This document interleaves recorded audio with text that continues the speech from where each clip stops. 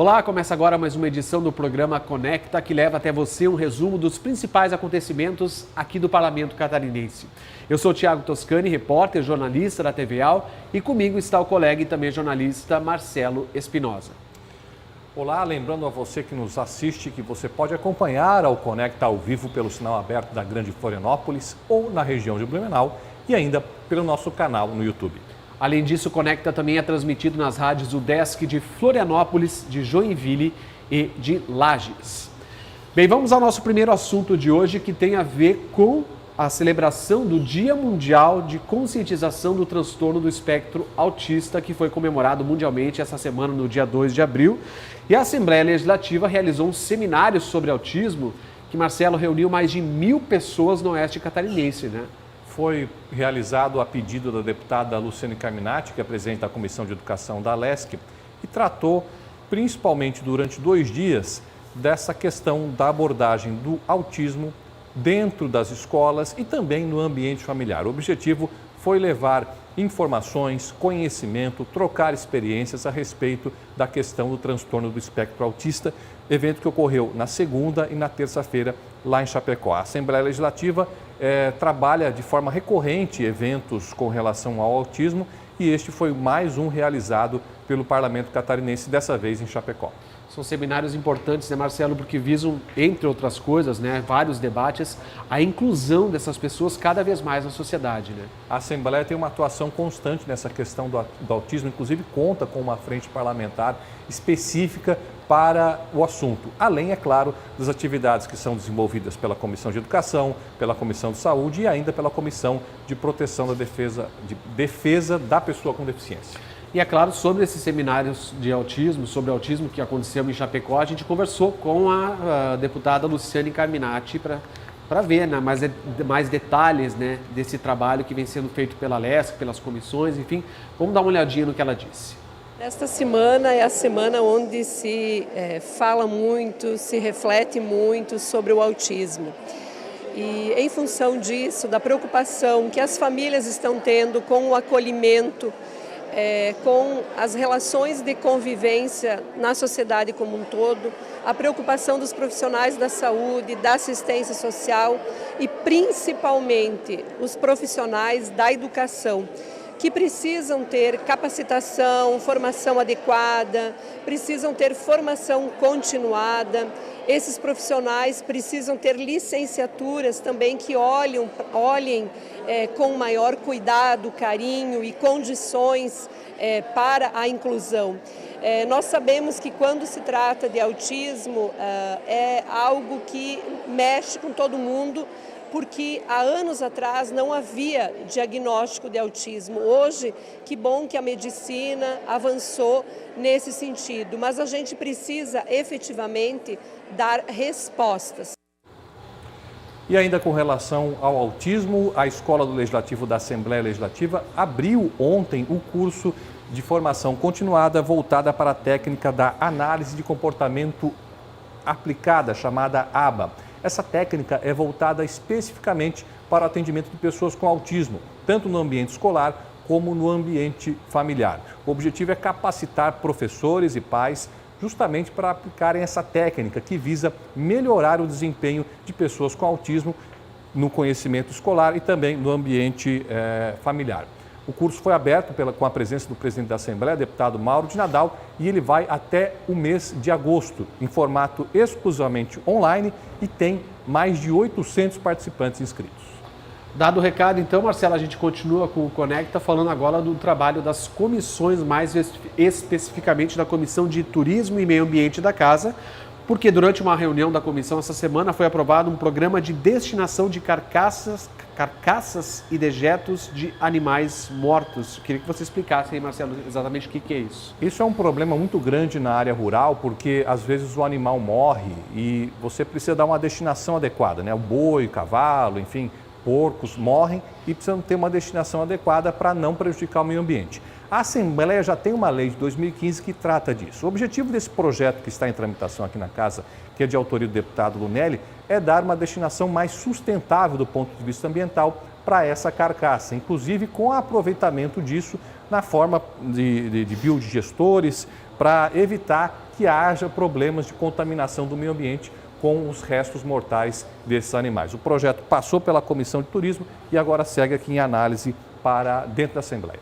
E é claro que a gente tem uma entrevista com o autor dessa proposta, o deputado Antídio Lunelli, do MDB. Vamos ouvi-lo.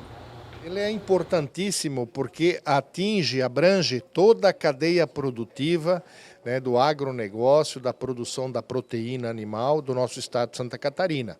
Uma vez que hoje nós não temos uma política pública, né, onde que nós pudéssemos fazer os descartes e fazer a reciclagem apropriada para este fim. Então, com este projeto, nós vamos deixar de contaminar os lençóis freáticos e onde que nós iremos aproveitar isso também como um subproduto, onde que será reutilizado como matéria-prima para que possamos fazer adubos, né, e que volte à natureza, que volte à produção de uma forma salutar, de uma forma onde que realmente vai contribuir com o nosso agronegócio, né, com os produtores de animais, seja na suinocultura, seja na avicultura, seja na bovinocultura, né, seja na criação de peixes. Então é de suma importância. E olha, Marcelo, a gente continua falando dessa mesma Comissão de Turismo e Meio Ambiente, porque nesta mesma reunião os deputados aprovaram um projeto que cria política de transparência e segurança de barragens. Essa proposta foi apresentada pelo deputado suplente Gerry Consoli, quando ele esteve aqui na Assembleia no ano passado.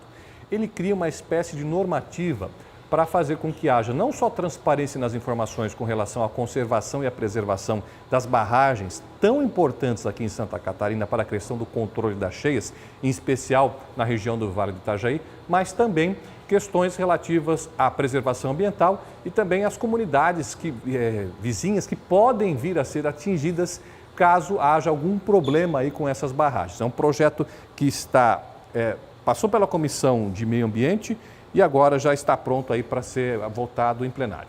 O relator dessa matéria na comissão foi o próprio presidente da comissão, o deputado Marquito, do PSOL, com quem a nossa equipe conversou. Vamos ver o que ele disse.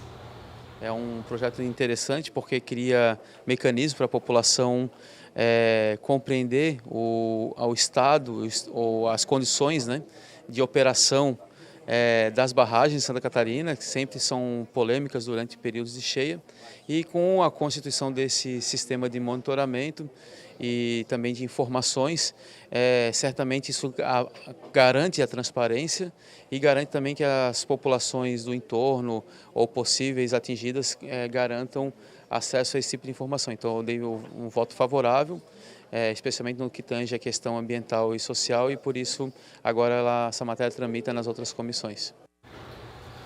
Bem, nós já estamos aqui com a presença do nosso colega Lucas Diniz, das redes sociais, que vai nos trazer os destaques, né? O que é destaque nas redes da Assembleia, Lucas? Olá, bem-vindo.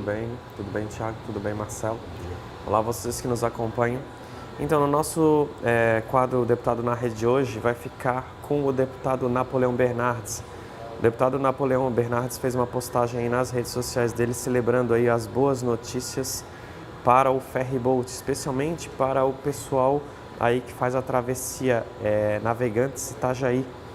É que o Tribunal de Contas do Estado aprovou por unanimidade a decisão que determina que o governo publique o edital de concorrência pública ou de parceria público-privada para essa travessia. Aí, de acordo com o deputado, já faz bastante tempo que esse processo de travessia acontece aí, sem licitação e até às vezes não seguindo todas as regras de segurança ou coisa assim. Então, um grande ganho para quem faz essa travessia. Se você quiser conhecer um pouquinho mais do trabalho do deputado, eu convido você a seguir ele nas redes sociais, Napoleão Bernardes. Já o nosso destaque vai ficar aí para o programa de de debate, que é um podcast que tem aqui na Lesc, um quadro que já tem bastante tempo, que é o Ordem do Dia. No Ordem do Dia são discutidos temas diversos aí com relação, temas de interesse de cada deputado, né? Que cada deputado atua em seu mandato. Se você não conhece o programa, quer conhecer, eu convido você a seguir as nossas redes sociais. Eles estão sempre no Instagram, @AssembleiaSC. É isso aí. Tá certo, Lucas. Obrigado mais uma vez pela sua participação aqui no Conecta. Bem, a gente continua o programa falando agora de saúde, porque Santa Catarina vai poder contar com um mês inteiro, poderá contar com um mês inteiro dedicado à conscientização da doença de Parkinson, que atinge, para vocês terem uma ideia, cerca de 1% da população mundial com idade superior a 65 anos de idade, né? É uma marca importante, né? Uma iniciativa do deputado Napoleão Bernardes, o projeto foi aprovado na Comissão de Saúde, está pronto para ser votado em plenário e ele basicamente institui esse mês voltado à conscientização do mal de Parkinson. E estabelece também o mês Abril da Tulipa Vermelha, um símbolo relativo a essa doença, e como disse o Tiago, atinge aí, em média 1% da população mundial. Esse mês vai ser destinado ao desenvolvimento de ações voltadas à conscientização sobre essa doença, que é uma doença neurológica e que causa aí vários problemas para quem a tem. E a gente tem alguns dados, inclusive, sobre a doença, né? Especificamente, né? O Parkinson é uma doença neurológica que afeta os movimentos pessoais. Tem muita gente, inclusive conhecidos nossos, né, Marcelo? Mães, pais de amigos, pelo menos meus. Ela causa tremores, lentidão de movimentos, rigidez muscular, desequilíbrio, além de alterações na fala e na escuta. Então, é uma doença que atinge aí milhares de pessoas e é bom, a Lesc, né, a gente está podendo falar sobre isso aqui no Parlamento. Uma doença que infelizmente ainda não tem cura e daí a necessidade do desenvolvimento de ações que não só permitam você reconhecer o quanto antes os sintomas para fazer o diagnóstico correto, mas como dar o tratamento adequado para essa doença. Exatamente. Mudando agora totalmente de assunto, vocês viram que o Lucas, antes na participação das redes, ele falou no podcast Ordem do Dia, né? E esse podcast, para quem não sabe, ele estreia todas as quintas-feiras às 7 horas da noite e hoje tem episódio novo, né, Marcelo? É o deputado delegado Egídio, deputado que é da região de Blumenau e que tem a causa animal, por um lado, como uma de suas causas, mas também está tratando de um projeto de lei que fala sobre o funcionamento 24 horas por dia dos clubes de caça e tiro. Algo que está muito relacionado à cultura germânica, a uma tradição aqui do nosso estado. A entrevista na íntegra, ela vai estar no videocast, podcast na Rádio AL, está disponível no Spotify e nas redes sociais digitais, mas a gente tem um pedacinho dela para vocês assistirem agora, um spoiler.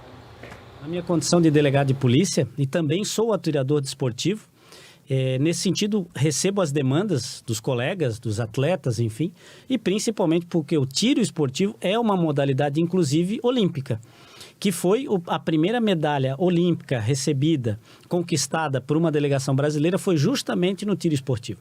Então eu quero dar esse destaque, esse protagonismo, né, realmente para esse esporte que é muito difundido, né, no Brasil, mas principalmente aqui em Santa Catarina. E justamente no sentido de, se qualquer outro esporte pode ser praticado durante a madrugada, inclusive com competições durante a madrugada, existe a maratona da madrugada, existe, por exemplo, o campeonato de futebol ou de voleibol, né, durante as noites, durante a madrugada, finais de semana, eu também espero que assim o esporte do tiro esportivo seja tratado realmente com essa importância e que sem qualquer restrição de horário, para que os atletas, se preferirem ir durante a madrugada ou mais tarde, ou até mesmo uma competição se estender por mais tempo e avançar no horário, que isso seja possível. Bem, antes de encerrar o Conecta dessa quinta-feira, a gente vai falar de cultura, porque uma exposição aqui no hall do Palácio Barriga Verde tem chamado a atenção de quem passa por aqui. É a exposição Labareda Labirinto, e quem traz mais informações, né, Marcelo? E tem mais algumas informações, é você, justamente, sobre o artista, sobre o que exatamente trata essa exposição que está para todo mundo ver, né? Quem entra aqui na Assembleia já consegue dar uma olhadinha nesses quadros que estão aí fora. A Gerência Cultural da Assembleia Legislativa tem, frequentemente, no decorrer do ano, várias exposições e agora nós temos essa exposição Labareda Labirinto, do artista plástico Gabriel Vilas, que é mestre em artes visuais, formado aqui pela UDESC, que é a nossa Universidade do Estado, E essa exposição tem 30 desenhos produzidos por ele, com técnicas mistas, que vão desde o nanquim até o giz pastel, entre outros materiais. A exposição está aberta ao público, do horário das 7 da manhã às 7 da noite, aqui no Hall da Assembleia, visitação gratuita, até o próximo dia 25 de abril.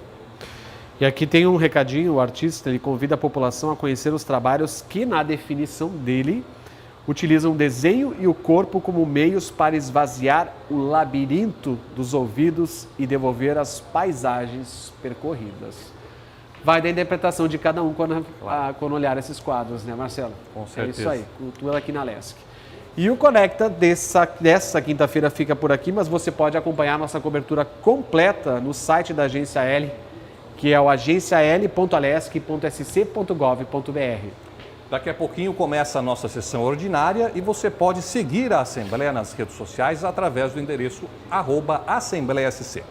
Lembrando que o Conecta vai ao ar sempre às terças, quartas e quintas-feiras, sempre antes das sessões ordinárias. Então, até a próxima, gente.